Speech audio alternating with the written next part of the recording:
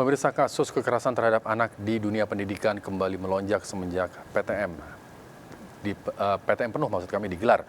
Namun tidak semua kasus terungkap disebabkan kasus tidak ditangani atau bahkan ditutupi. Dunia pendidikan faktanya bukan tempat yang sepenuhnya aman bagi anak-anak, terlebih jika pengawasan tidak ketat dan regulasi tidak kuat. Berikut apa kata fakta gunung es kekerasan terhadap anak.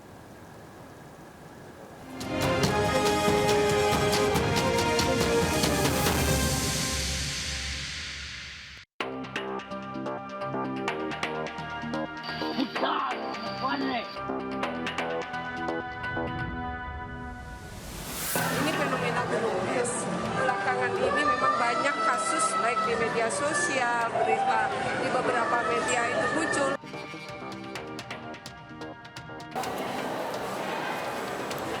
Kasus kekerasan di lingkungan pendidikan seakan tak bisa dihentikan.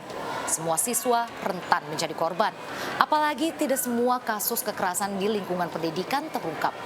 Lalu apa kata fakta?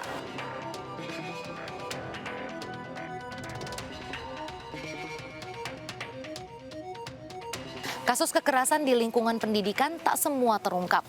Apa yang kita lihat saat ini hanya sebagian saja, namun masih banyak kasus lain yang belum terungkap.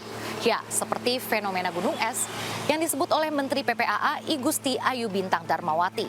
Meski fenomena gunung es identik dengan kekerasan seksual, namun bentuk kekerasan lainnya banyak yang kasusnya juga belum terungkap. Yang terbaru adalah kasus kematian santri di Pondok Gontor yang nyaris tidak terungkap karena pengaburan fakta dan juga sempat dinyatakan tidak disebabkan oleh kekerasan. Kementerian PPAA melalui Simfoni PPAA mencatat di tahun 2022 terdapat 665 kasus kekerasan yang terjadi di lingkungan sekolah. Lalu ada juga 44 kasus kekerasan yang terjadi di lingkungan lembaga pendidikan kilat. Dan juga fakta mengungkap terdapat 372 kasus kekerasan yang dilakukan oleh guru.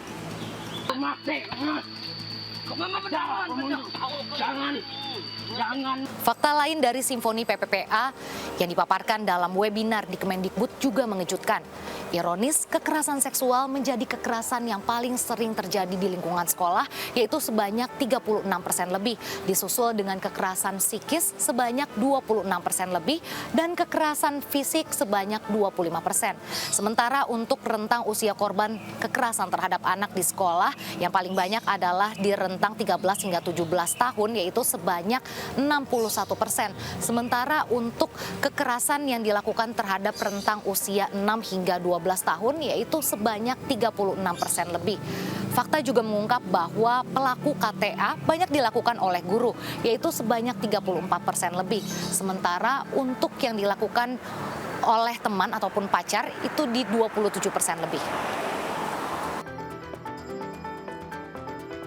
Sementara itu, Komisi Perlindungan Anak Indonesia atau KPAI menyoroti sejumlah kasus kekerasan di lingkungan sekolah dan juga kasus kekerasan antar sesama siswa di tahun 2022. Pada Januari 2022, seorang guru SD di Buton, Sulawesi Tenggara menghukum 16 siswanya dengan menyuruh memakan plastik karena ribut di kelas. Guru tersebut pun sudah dilaporkan ke polisi, sementara siswa mengalami trauma dan takut untuk sekolah. Pada Februari 2022, seorang siswa SMPN di Kupang, NTT juga mengalami penganiayaan yang dilakukan oleh guru pendidikan jasmani dengan membenturkan kepala ke tembok sebanyak ratusan kali. Korban juga diminta untuk membersihkan WC dan saling jewer dengan teman lainnya yang juga dihukum. Pada Maret 2022, KPAI juga menyoroti kasus penganiayaan yang terjadi pada siswa SMP berasrama yang kasusnya ditangani oleh Polres Pasuruan, di mana korban mengalami luka memar dan juga luka bekas sulutan rokok yang dilakukan oleh seniornya di asrama sekolah.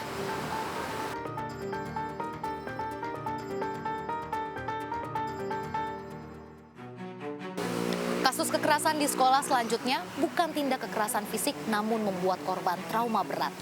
Seorang siswi di SDN di Samarinda, Kalimantan Timur diusir oleh gurunya dari kelas karena selama pembelajaran online ia tidak pernah ikut.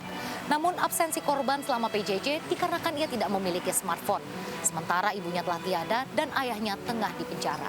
Kasus selanjutnya menggambarkan perundungan juga bisa menyebabkan kematian secara tidak langsung. Seorang siswa di MTS di Kota Mobagu dianiaya oleh teman-temannya menggunakan sajadah pada saat hendak sholat zuhur. Korban mengeluh merasa sakit di bagian perut sehingga dibawa ke rumah sakit oleh orang tuanya. Sayangnya, nyawanya tak tertolong. Lalu kasus selanjutnya menggambarkan kekerasan yang terjadi di kalangan sesama siswa, di mana seorang siswa di SD di Tasikmalaya dipaksa oleh teman-temannya untuk menyetubuhi seekor kucing. Videonya pun disebar ke media sosial. Korban yang depresi akhirnya meninggal dunia.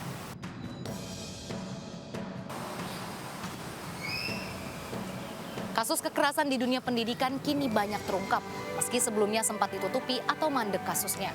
Terdapat 2 kasus yang tengah diusut.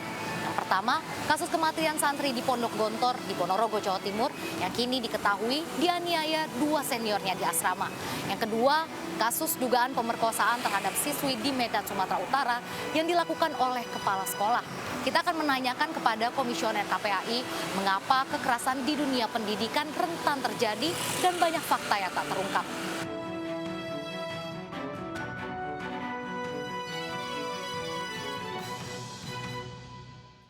Terus kan juga memang ada surat pernyataan di awal untuk tidak lapor polisi tentang apapun. Yang di Gontor ya.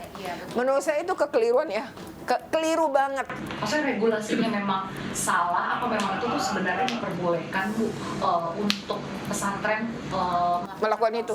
Ya nggak boleh lah, kan ada undang-undang pesantren juga ya. Di undang-undang pesantren memang ada juga ngatur-ngatur kayak gitu. Atau peraturan Menteri Agamanya masalah nggak ada juga Mbak ya. Jadi undang-undang yang terlalu umum ini nggak bisa diturunin nih jadi pada level pelaksanaan. Terimplementatif itu kan juga enggak. Jadi sampai hari ini Menteri Agama kita belum pernah mengeluarkan ya sebuah regulasi untuk melindungi anak-anak semacam levelnya kayak permen ini, termasuk kayak di Permendikbud tadi yang saya contohkan. Ini melanggar aturan di atasnya dong, KUHP misalnya. Undang-undang perlindungan anak misalnya. Siswi yang diperkosa di Medan itu sekarang sudah sejauh mana sih penanganannya?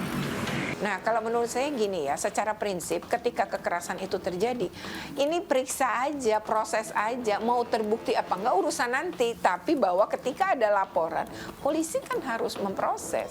Lebih sulit melalui lingkungan keluarga sebenarnya. Karena kan private ya, tertutup. Kalau sekolah kan lingkungan publik ya, artinya lebih banyak bisa dilihat, banyak saksi. Ada sejumlah poin penting yang harus dilakukan untuk mencegah kekerasan di sekolah. Yang paling utama, perhatikan warning signs potensi perilaku kekerasan anak. Lalu, kekerasan terhadap anak sekecil apapun harus ditanggapi secara serius.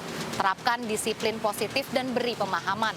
Dan yang terakhir, pihak sekolah juga harus memiliki kebijakan keselamatan siswa serta membentuk tim pencegahan dan penanggulangan kekerasan.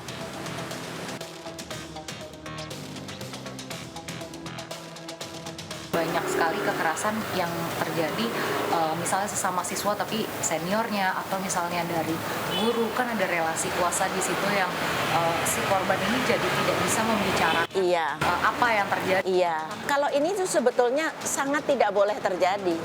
Di situ pengawasan guru yang menjadi penting. Kalau mencegah seharusnya sekolah, regulasi dan regulasi itu bukan hanya regulasi secara nasional loh. Kalau regulasi nasional sudah jelas, perundungan itu dilarang dan sebagainya. Konsekuensi yang mendidik ya, maksud saya konsekuensi terhadap anak-anak yang melakukan kekerasan itu seperti apa. Juga jangan, saya sangat tidak setuju dengan konsekuensinya anak dikeluarkan. Lalu bagaimana tanggapan para pelajar jika mereka berhadapan dengan situasi kekerasan di sekolah? Kalau misalnya untuk aku menghindari kayak gitu, kita seharusnya berbanyak organisasi gitu kan. Kenapa kita harus berbanyak organisasi? Biar kita banyak berteman gitu kan. Biar kita juga mudah berinteraksi dengan orang. Kalau terjadi korban kekerasan pasti saya akan terbuka gitu dengan orang tua saya, dan meskipun itu diancam sebagainya, saya akan pertama-tama minta bantuan dulu dari keluarga saya gitu. Kalau saya ngelihat sendiri kekerasan terjadi pada teman saya, ya pasti saya akan bantu dia gitu, melaporkan dan sebagainya. Tapi saya juga harus membuka diskusi dengan dia, karena kan belum tentu apa yang saya lihat itu apa yang terjadi gitu kan. Fakta menunjukkan dunia pendidikan amat rentan terhadap kekerasan. Sekolah juga bukan tempat yang sepenuhnya aman dan siswa paling banyak menjadi korban. Fakta ini seharusnya membuat pengawasan dari orang tua dan juga guru semakin diperketat dan didukung dengan regulasi yang kuat. Demikian apa kata fakta kali ini. Saya Raisa Nadia bersama juru kamera Raga Firdaus. Sampai jumpa di pengungkapan fakta selanjutnya.